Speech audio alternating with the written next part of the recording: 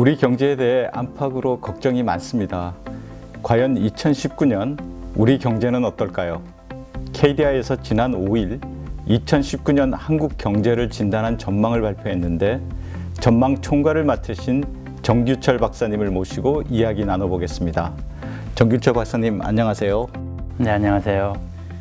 최근 세계 경제는 완만하게 성장하고 있지만 미국과 중국 간의 통상 갈등이나 미국의 금리 인상 등의 문제로 불확실성이 점점 커지고 있는데요.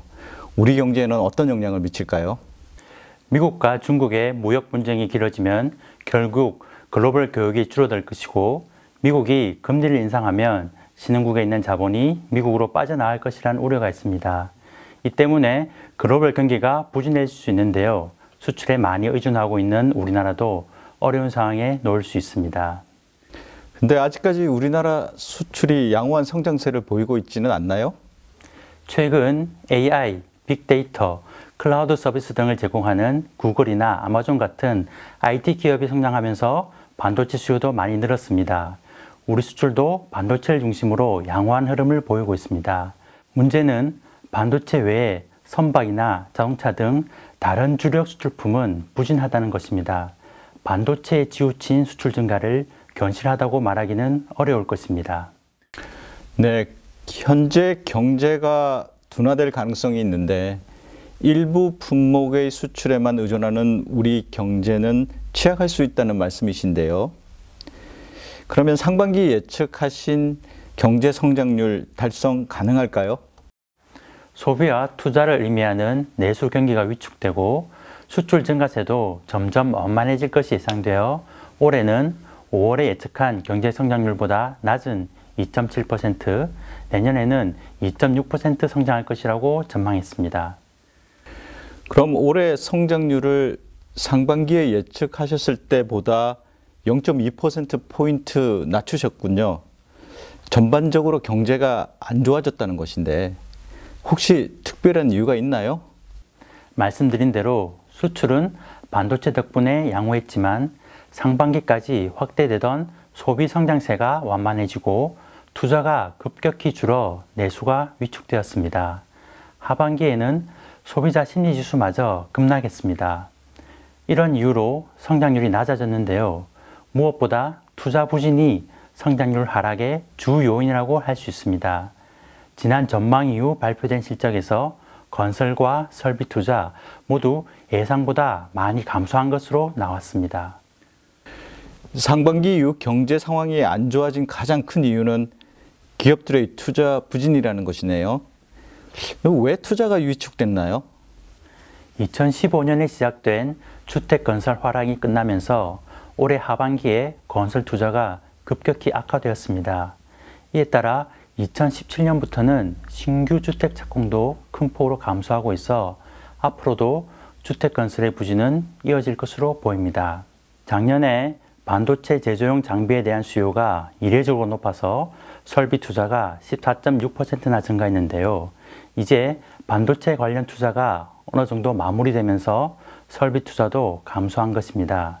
반도체를 제외한 다른 산업에서는 수출 부진으로 투자가 이루어지지 못하고 있습니다. 기업이 향후 경기를 부정적으로 보고 있는 것도 투자가 부진한 요인이 되고 있습니다. 그럼 기업들의 어려운 상황이 최근 고용이나 일자리에 영향을 미치고 있겠죠? 네. 고용 절벽이라든지 높은 실업률에 대한 원인은 다양하지만 기업 실적 부진이 고용 부진으로 이어지고 있다고 말할 수 있습니다. 제조업에서는 반도체 의존이 심해지고 구조조정도 진행되면서 취업자가 큰 폭으로 감소했고 과거에는 고용 창출을 많이 했던 서비스업 경기도 부진한 상황입니다. 특히 중국인 관광객이 작년에 급격하게 감소한 이후 아직까지 회복되지 못한 점과 노동 비용이 오르면서 기업들이 부담을 느끼게 된 것도 고용 부진에 일부 영향을 미쳤을 것입니다. 수출은 반도체에 지나치게 치중되어 있고 제조업에서는 구조조정이 진행되고 있는 상황에서 내수마저 부진하게 되면서 한국 경제의 성장세가 약화되고 있다는 말씀이신데요. 심각한 상황인가요? 우리 경제를 떠받치던 제조업의 성장 둔화, 건설업 부진, 서비스업의 완만한 성장을 보면 우리 경제의 전반적인 성장세가 많이 약해지고 있습니다. 하지만 지금 대규모로 경기 부양을 해야 할 정도는 아니라고 봅니다. 다만 반도체를 제외한 대부분의 산업에서 부진한 모습을 보이고 있어 우리 경제의 성장세가 단기간에 개선되기를 기대하기는 어려운 상황입니다. 그러면 앞으로 우리 경제가 나아지려면 체질 개선이 꼭 필요하겠네요. 그렇습니다. 산업 간 고르지 못한 성장과 고용 부진을 야기하는 우리 경제의 구조적인 문제로 인해 국민들의 체감 경기가 나빠지면 장기적으로도 경제 활력이 저하될 수 있습니다. 단기적인 경기 부양 정책만으로는 성장세가 약화되는 추세를 바꾸기 어렵습니다. 장기적인 관점에서 산업 경쟁력을 강화하는 구조조정과 규제 개혁을 적극적으로 추진해야 합니다. 제조업 경쟁력을 키우는 동시에 서비스업 산업에서 새로운 성장 동력을 찾아 우리 경제가 지속적으로 성장할 수 있는 여건을 만들어야 합니다. 특히 우리 경제의 돌파구로서 서비스 산업에서 새로운 성장 동력을 찾아야 한다고 하셨는데 그렇게 말씀하신 이유가 있습니까? 다른 선진국에 비해 우리 서비스 산업은 아직 발전이 덜 되었다고 할 수 있습니다. 서비스업이 창출하는 부가가치 비중이 미국, 일본, 독일보다 훨씬 낮은 것은 물론이며 전 세계 평균에 비해서도 낮습니다.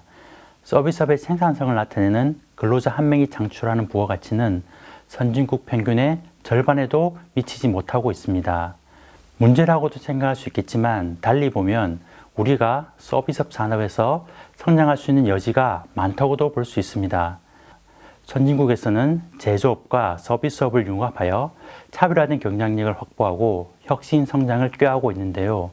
우리도 이런 방향으로 나가야 할 것입니다. 네, 서비스 산업의 경쟁력 강화를 통해 혁신 성장이 필요하다는 말씀이시네요. 그런데 산업 경쟁력 강화를 위해 구조개혁을 하는 과정에서 부작용이 발생할 수도 있지 않겠습니까? 이로 인해 우리 경제의 상황이 더 나빠질 수도 있을 것 같은데요. 부작용이 없을 수는 없겠죠. 하지만 산업 경쟁력의 회복이 늦어진다면 오히려 소득 불평등 완화나 고용 확대를 위한 정책의 성과가 장기적으로 유지되지 못하는 상황이 발생할 수 있습니다. 부작용을 최소화하기 위해 구조개혁 과정에서 발생할 수 있는 이해관계자 간의 갈등이라든지 사회 안정망 확충 등의 문제를 적극적으로 해소해가는 정책적 리더십이 필요합니다. 박사님, 자세한 이야기 감사합니다. 우리 경제의 활력을 높이고 성장 잠재력을 확충하기 위한 산업 경쟁력 강화, 모두의 노력이 필요한 때입니다. 감사합니다.